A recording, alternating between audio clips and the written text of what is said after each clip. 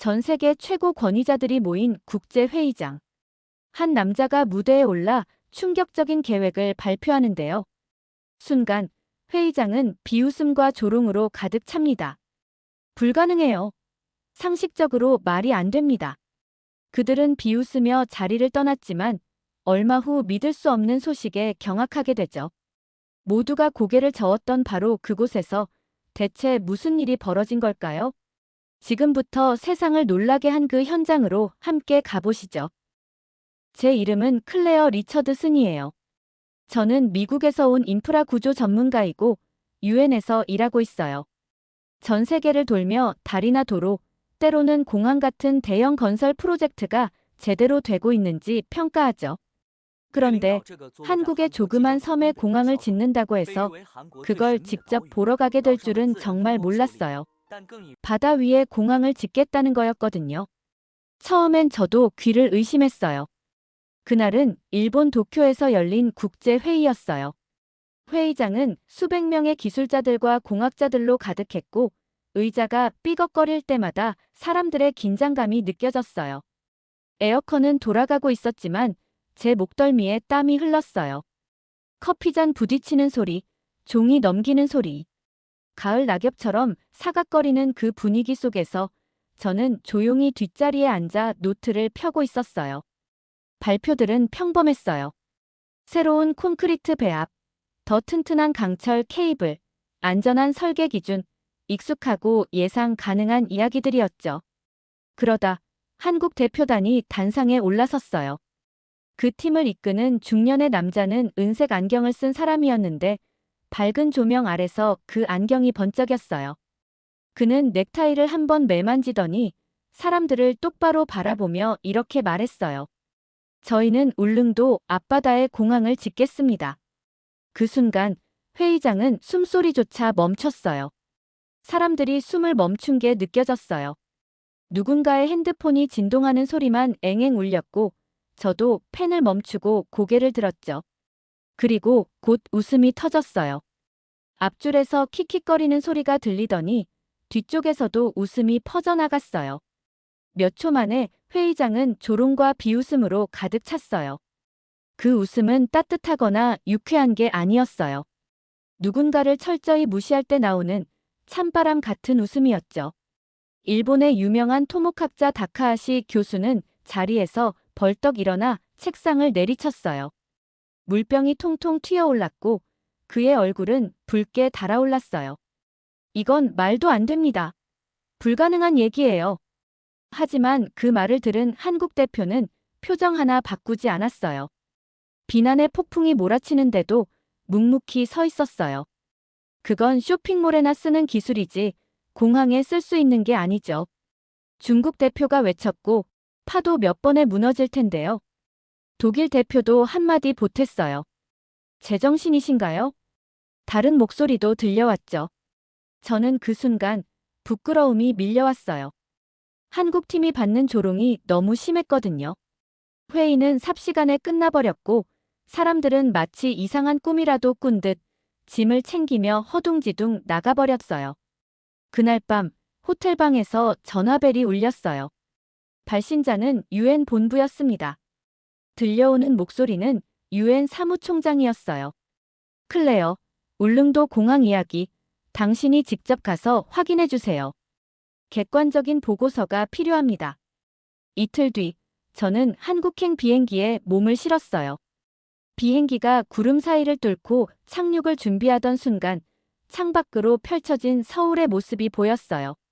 한강은 햇빛에 반짝이고 있었고 도시의 거리와 건물들은 놀라울 만큼 정돈되어 있었어요. 유리로 된 고층 빌딩들이 하늘로 솟아 있었고 그 모습은 제 예상과는 전혀 달랐어요. 그 순간 마음속에 작은 생각이 스쳤어요. 어쩌면 이게 그렇게 말도 안 되는 일은 아닐지도 모르겠어. 서울에서 울릉도로 향하는 헬기 안, 마치 꿈속을 나는 것 같았어요. 아래로는 한국 본토가 점점 멀어져가며 흐릿한 산맥과 도시들이 스쳐 지나갔고 곧 그 자리를 끝없이 펼쳐진 푸른 바다가 채웠습니다. 헬기 날개는 일정한 리듬으로 공기를 가르며 진동을 만들어냈고 그 떨림이 제 가슴속까지 전해졌어요. 한참이 지난 것 같았을 무렵, 저 멀리 수평선 위로 검은 그림자가 떠올랐습니다. 바다 위에 거대한 섬 하나가 뚜렷하게 모습을 드러냈죠. 울릉도, 잔잔한 수면 위에 거대한 바위 덩어리가 잠든 거인처럼 솟아있었고 그 위를 짙은 초록의 숲이 덮고 있었어요. 하얀 파도는 검은 바위에 부딪히며 부서졌고 그 소리는 아주 멀리서도 들려오는 듯 했어요. 헬기가 착륙을 시도하자마자 거센 바람이 몰아쳤습니다. 기체는 출렁이는 배처럼 좌우로 흔들렸고 저는 순간적으로 속이 울렁거렸어요. 언덕에 조성된 작은 착륙장에 겨우 착지한 후 문이 열리자 바람이 얼굴을 강하게 때렸습니다. 머리카락은 사방으로 흩날렸고 짠 바닷내음이 코끝을 찌르고 들어왔어요. 그때 한 남자가 다가왔습니다. 클레어님, 울릉도에 오신 걸 환영합니다. 강한 바람에도 불구하고 그는 또렷하게 걸어오고 있었어요. 표정은 진지했지만 눈빛은 따뜻했어요. 목소리는 바람에 묻히지 않게 크고 또렷하게 들려왔습니다. 그의 이름은 김세현. 울릉도 공항 프로젝트의 총괄 엔지니어였습니다. 그와 악수하는 순간 손에 딱딱한 굳은 살이 느껴졌어요. 책상에 앉아 지시만 내리는 사람이 아니라 현장에서 직접 몸으로 부딪히는 사람이라는 게 느껴졌어요. 저는 곧장 본론을 꺼냈어요. 이 공항, 왜 짓는 거죠? 다들 말도 안 되는 계획이라고 해요. 비용도 엄청나다는데 결국 돈 때문 아닌가요? 김세현은 눈 하나 깜빡이지 않았어요. 그의 눈동자는 흔들림 없이 제 눈을 마주쳤습니다. 클레어님, 이건 돈의 문제가 아닙니다. 사람을 위한 일입니다. 이 공항은 이 섬 사람들의 생명줄이에요. 그는 묵묵히 앞장서며 저를 낡은 지프차로 안내했어요. 차는 온몸에 흙과 흠집을 뒤집어 쓴 채 언덕 위로 나 있는 좁은 길을 따라 천천히 올라갔어요. 한쪽은 단단한 암벽, 반대쪽은 절벽 아래로 끝도 없이 떨어지는 바다. 조금만 삐끗해도 아찔한 상황이었죠. 언덕 꼭대기에 도착하자 그는 차에서 내려 손을 들어 바다를 가리켰어요. 그 광경은 말 그대로 숨이 멎는 순간이었어요. 깊고 푸른 바다 한가운데 수십 대의 선박과 장비들이 줄지어 떠 있었어요. 그 위엔 회색의 거대한 콘크리트 블록들이 차곡차곡 놓여 있었고 마치 거인이 장난감 블록을 조립해둔 듯한 모습이었어요. 노란 헬멧을 쓴 인부들은 점처럼 작아 보일 만큼 그 구조물들은 어마어마하게 컸습니다. 저건 케이슨이라고 불러요. 김세현이 말했어요. 한 기에 16,400톤짜리 콘크리트 덩어리입니다. 포항에서 만들어서 210km 바다를 끌고 와요. 한 번 옮기는 데만 120시간 넘게 걸립니다. 그 말을 듣는 순간 저는 입을 다물 수 없었어요. 그 블록 하나하나가 아파트 건물만큼이나 커 보였고 그렇게 거대한 구조물이 거센 바다 위에 떠 있다는 사실이 믿기지 않았어요. 그럼 운반중에 날씨가 나빠지면요? 제가 물었습니다. 날씨 패턴은 몇 주 전부터 분석해요. 위험하죠. 하지만 사소한 변수 하나까지도 계획에 포함합니다. 포기할 순 없어요. 그의 말은 담담했지만 그 속엔 엄청난 무게감이 느껴졌어요. 한 번의 실수가 수백억 원, 수개월의 공사를 날릴 수 있는 일이니까요. 그때 그의 휴대폰 알림이 울리면서 전화 한 통이 왔어요. 김세현은 짧게 한국어로 대답하고 저를 향해 고개를 돌렸습니다. 지금 새 케이슨 하나가 설치되고 있습니다. 가까이 가서 직접 보시겠어요? 20분쯤 후 우리는 작은 보트를 타고 공사 현장으로 향했어요. 배가 파도를 넘을 때마다 통통 튀었고 바닷물이 얼굴에 튀었지만 이상하게도 두려움보다 설렘이 컸어요. 현장에 가까이 다가갈수록 그 구조물들은 더 거대하게 보였어요. 거대한 성곽처럼 바다 위에 떠 있었고 그 위를 오가는 사람들은 마치 개미처럼 작아 보였어요. 오렌지색 구명조끼를 입은 작업자들이 조심스럽게 케이슨 위를 걷고 있었고 멀리선 크레인이 철골을 들어올리고 있었어요. 그 철골이 이곳에선 마치 나무젓가락처럼 작게 보일 정도였어요. 기계 소리, 파도 소리, 그리고 머리 위로 지나가는 갈매기 울음소리가 섞여서 복잡한 리듬을 만들어내고 있었어요. 배가 케이슨 곁에 멈췄을 때 저는 묘한 감정에 휩싸였어요.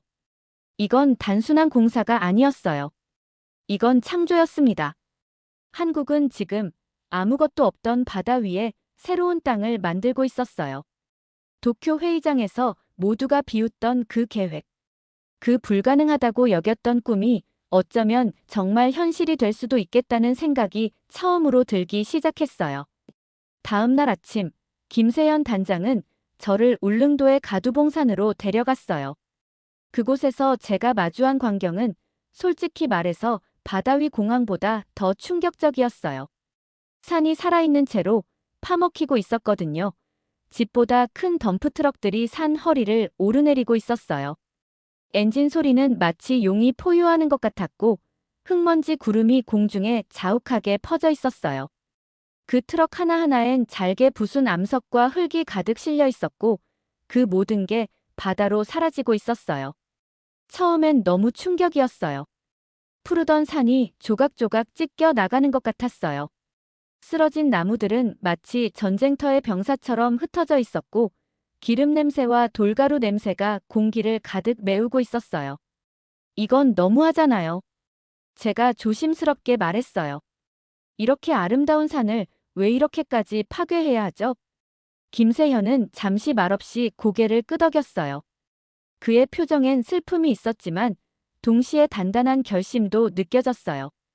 우린 자연을 그냥 파괴하지 않아요. 그가 조심스럽게 가방에서 말린 종이 한 장을 꺼내더니 펼쳐 보였어요. 지프차 보닛 위에 펼쳐진 복원 계획도에는 푸르게 다시 살아난 산과 숲길이 그려져 있었어요. 새들이 하늘을 날고 사람들이 걷는 길이 조용히 이어져 있었죠. 공항 공사가 끝나면 우린 다시 나무를 심을 거예요. 남은 산은 지킬 겁니다. 이 산은 다시 푸르게 돌아올 거예요. 약속합니다. 저는 그의 말을 믿고 싶었어요. 하지만 제 눈앞에 펼쳐진 현실은 너무 잔인해 보였어요. 그 순간만큼은 그 산이 마치 전쟁터 같았으니까요. 그날 오후, 김 단장은 저를 항구로 데려갔어요. 거기서 저는 울릉도 사람들을 직접 만났어요. 그들의 이야기는 마치 제 가슴을 한 대씩 치는 것 같았어요. 항구 끝에선 한 노인이 낡은 그물망을 손질하고 있었어요. 그의 손은 오랜 세월을 버틴 흔적으로 딱딱하고 거칠었어요. 공항이요. 그가 시선을 들지도 않은 채 깊은 한숨을 쉬며 말했어요. 우리 손녀가 내일 중요한 시험이 있어요. 육지로 나가야 하는데 저 파도 좀 보세요. 그는 거친 바다를 가리켰어요. 오늘도 배가 안 떠요. 시험을 못 보면 그 애의 미래가 바람에 날아가 버릴지도 몰라요. 그 다음엔 섬의 작은 병원을 찾았어요. 거기서 유일한 외과 의사, 이정은 원장님을 만났죠. 그녀의 눈밑은 짙은 다크서클로 가려져 있었고 무척 피곤해 보였어요. 응급 환자가 생기면 최대한 육지로 보내려고 해요. 하지만 태풍이라도 오면 헬기도 못 뜨고 배도 못 움직여요. 그땐 그냥 기다리는 수밖에 없어요. 그녀의 목소리는 잠시 멈췄고 작은 한숨 끝에 힘없이 말했어요. 그 기다림이 죽음으로 이어질 때도 있어요. 응급실을 보여줬어요. 고작 4개의 침대, 장비도 아주 기본적인 것뿐. 미국의 큰 병원들과는 비교할 수 없었죠. 지난달엔 한 건설 노동자가 떨어졌어요. 머리에 큰 충격을 받아서 바로 수술을 해야 했는데 하필 그때 태풍이 왔어요. 우린 사흘을 기다렸고 결국 그는 떠났습니다. 마지막으로 울릉도의 유일한 중학교를 찾았어요. 거기서 16살 소년 민준이를 만났습니다. 수줍은 미소를 가진 민준이는 눈빛이 참 맑았어요. 전 음악을 하고 싶어요. 바이올린을 정말 좋아해요. 그의 눈은 꿈으로 반짝였어요. 하지만 곧 고개를 떨구었어요. 근데 선생님이 육지에 계세요. 배가 안 뜨면 레슨을 못 가요. 벌써 수업을 많이 빠졌어요. 다른 아이들보다 많이 뒤처졌어요. 민준이 옆에 서 있던 어머니, 박미영 씨가 조용히 말을 이었어요. 우리 아들 재능이 있어요. 하지만 재능만으론 안 되잖아요. 육지 아이들은 매일 기회가 있는데 우리 아이는 날씨가 좋아야 겨우 기회 하나 얻어요. 그날 저녁, 저는 바닷가 바위에 앉아 있었습니다. 바다는 쉼없이 파도를 부딪히고 있었고 어둠 속에 별들이 하나둘 떠오르고 있었어요. 그제서야 저는 진짜로 깨달았어요. 이건 단지 멋진 공항을 짓는 이야기가 아니었어요. 이건 한국의 기술력을 자랑하려는 프로젝트도 아니었어요. 이건 진짜 사람들의 이야기였어요. 배가 한 번 취소될 때마다 누군가는 기회를 잃어요. 날씨가 나빠지는 하루가 어떤 사람에겐 삶과 죽음을 가르는 날이 되는 거예요. 그제서야 그 공항이 단순한 콘크리트 덩어리가 아니란 걸 느꼈어요. 바다 위에 올라오는 건 희망이었어요. 이 섬의 사람들이 기다려온 작고도 단단한 희망. 하지만 그 희망이 진짜 날개를 달기 위해선 아직 넘어서야 할 또 하나의 파도가 남아 있었죠. 바로 결정이라는 이름의 파도. 회의실 안의 긴장감은 칼로 베일 수 있을 정도였어요. 긴 테이블의 한쪽에는 지역 대표들이, 다른 쪽엔 정부 관계자들이 앉아 있었죠. 벽면엔 지도와 도표들이 가득 붙어 있었고 모두 조용하고 진지한 목소리로 이야기하고 있었어요. 문제는 단 300m였어요. 활주로 길이 300m 차이. 하지만 그 작은 거리가 울릉도에서 가장 큰 갈등의 씨앗이 되고 있었죠. 정부 측 기술자는 완벽하게 다림질된 정장을 입고 깔끔하게 정돈된 서류 더미를 앞에 놓고 말했어요. 지금 활주로는 1200m로 설계되어 있습니다. 작은 상업용 비행기들이 이용하기엔 충분한 길이죠. 기본 요건은 모두 충족합니다. 그 말을 들은 박민호 씨, 울릉도의 지역 대표가 천천히 자리에서 일어났어요. 키는 작았지만 회색 머리칼과 단단한 목소리를 가진 분이었죠. 그 300m가 생명과 죽음을 가릅니다. 그가 또렷이 말했어요. 1200m면 소형기밖에 못 오지만 1500m가 되면 대형기도 올 수 있어요. 그건 곧 더 많은 의무항 공편이 생긴다는 뜻이고 응급 환자를 더 빨리 보낼 수 있다는 말입니다. 그리고 아이들에게 더 많은 기회가 생겨요. 회의실 뒤편에 앉아있던 여성이 두툼한 서류철을 들어 올렸어요. 8,000명이 넘는 주민들이 이 청원에 서명했어요. 이 섬 모두가 활주로 연장을 원하고 있습니다. 그 말을 들은 정부 관계자는 불편한 표정을 지으며 안경을 고쳐 썼어요. 활주로를 300m 더 늘리려면 정부 추산으로는 약 1조 원이 추가로 듭니다. 하지만 이 수치에 대해서는 논란이 많습니다. 전 머릿속으로 간단한 계산을 했어요. 그 숫자가 믿기지 않았죠. 잠깐만요. 제가 말을 끊었어요. 300m에 1조 원이면 1m당 330억 원이잖아요. 왜 그렇게 비싼 거죠? 회의실이 조용해졌어요. 사람들이 서로 눈치를 보기 시작했죠. 마침내 또 다른 정부 관계자가 조심스레 입을 열었어요. 활주로 연장을 위해선 안전을 위한 추가 시스템도 고려해야 합니다. 혹시 모를 사고에 대비해서 비상제동 장치를 설치하자는 얘기도 있지만 아직 설치할지 말지는 정해지지 않았어요. 창가에 앉아있던 한 노인이 조용히 손을 들었어요. 그 돈이면 우리 섬 아이들 중 몇이나 대학에 갈 수 있을까요? 그 돈이면 생명을 얼마나 더 살릴 수 있을까요? 회의실의 분위기가 점점 뜨거워졌어요. 목소리가 높아졌고 손가락질과 서류 책상 두드리는 소리까지 섞이기 시작했죠. 모두가 옳은 말을 하는 것 같았고 동시에 모두가 조금씩 틀린 것 같기도 했어요. 그때 문이 열리며 새로운 인물이 들어왔어요. 가슴에 메달이 반짝이는 군복을 입은 장교였죠. 사람들은 곧바로 조용해지고 자세를 바르게 고쳤어요. 이 논의는 중요합니다. 하지만 빠진 시각이 하나 있어요. 장교는 말했어요. 이 공항은 울릉도의 안전한 생활과 교통 연결뿐 아니라 향후 국가 안보 측면에서도 도움이 될 수 있는 입지에 있습니다. 그는 벽에 걸린 큰 지도로 걸어가 바다 위 작은 점 하나를 가리켰어요. 울릉도에서 독도까지 비행기로 20분이면 도달합니다. 이는 영토 접근성과 대응 시간 측면에서 의미가 있을 수 있죠. 회의실은 숨소리조차 들릴 만큼 조용해졌어요. 공식적인 국방 시설은 아니지만 위치상 갖는 전략적 의미가 새삼 부각되었죠. 그날 밤 김세현 단장과 저는 바닷가 바위 위를 걸었어요. 공사장 조명이 물 위에 반짝이며 마치 별처럼 떠 있었어요. 기계 소리는 밤에도 멈추지 않았고 인부들은 교대하며 쉬지 않고 일하고 있었어요. 클레어. 그가 낮은 목소리로 말했어요. 한국은 늘 공간과 싸워왔어요. 작은 땅, 큰 이웃들 사이에서 우리는 살아남기 위해 바다로 나아가고 하늘로 올라갔죠. 그게 우리의 방식이에요. 그는 조용히 매끈한 돌멩이 하나를 집어 바다에 던졌어요. 돌은 퐁소리를 내며 사라졌죠. 할아버지가 전쟁 얘기를 자주 해주셨어요. 그땐 뭐든 부족했고, 그래서 사람들은 절대 포기하지 않았어요. 공항을 짓는다는 건 단지 기술이 아니라 우리는 자연이 준 한계에 갇히지 않겠다는 증명이에요. 저는 어둠 속 물 위에 비치는 불빛을 바라봤어요. 불과 몇 주 전만 해도 여긴 그냥 바다였어요.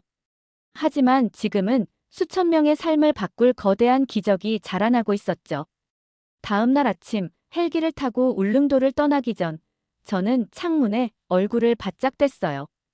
위에서 본 공사 현장은 작아 보였지만 그 안엔 수개월의 노력과 수억의 예산, 섬 전체의 꿈이 들어있었어요. 서울로 돌아온 후 저는 UN 보고서를 쓰기 시작했어요. 보고서 제목은 이렇게 지었어요. 울릉공항, 고립에서 연결로. 마지막 문단엔 제 진심을 담았어요. 이 공항은 단순한 건축물이 아닙니다.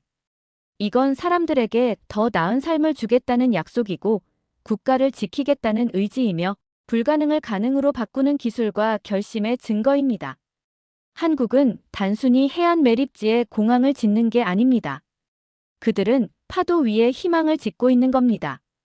그리고 이제 누군가 불가능한 꿈을 비웃을 때마다 저는 눈을 감고 울릉도를 떠올립니다. 손녀의 미래를 걱정하던 어부, 기본 장비로 생명을 지키려던 의사, 바이올린을 꿈꾸던 소년. 한국은 저에게 중요한 걸 가르쳐 주었어요. 선택지가 없을 땐 사람은 더 크게 꿈꾸는 법을 배운다는 걸요. 바다는 그들을 두렵게 하지 않아요. 그들은 그 위에 공항을 짓고 남들이 헤엄치길 두려워하는 바다 위를 날아서 건너는 사람들이니까요. 오늘도 즐거우셨나요? 여러분의 구독과 좋아요는 영상을 만드는데 큰 힘이 됩니다. 오늘도 시청해주셔서 감사합니다.